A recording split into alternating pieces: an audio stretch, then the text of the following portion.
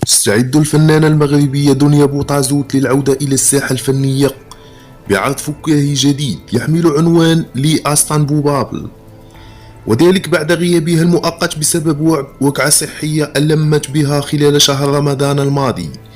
استدعت فترة نقاهة لاستعادة عافيتها.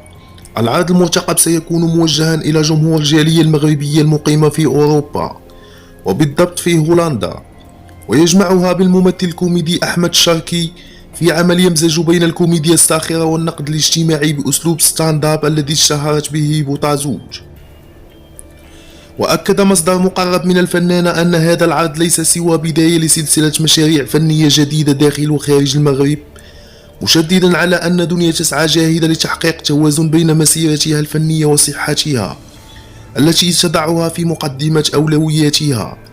الفكرة حسب المصدر ذاته مستوحاة من ثنائيات فنية مغربية خالدة مثل قشبال وزروال والتيقار، والتي شكلت مصدر إلهام للفنانة منذ بدايتها في عالم المسرح. وفي سياق آخر، كشف وكيل أعمال دنيا بوطازوت عن مشاركتها المرتقبة في مشروع عربي ضخم بالتعاون مع قناة MBC ينتظر أن يثير جدلا واسعا، إضافة إلى استعدادها لتصوير عمل تلفزي جديد خلال صيف 25/2000. كما أوضح أن انسحابها من تقديم برنامج لالا العروسة جاء لرغبتها في التجديد الفني والابتعاد عن النمطية في إطار تطويرها ريبورتوارات وتوسيع آفاقها الفنية. يذكر أن دنيا بوطازوت تعد من أبرز الوجوه الفنية في المغرب، وحققت نجاحا باهرا في أدوار جمعت بين الدراما والكوميديا بفضل موهبتها المتفردة وحضورها القوي على الشاشة.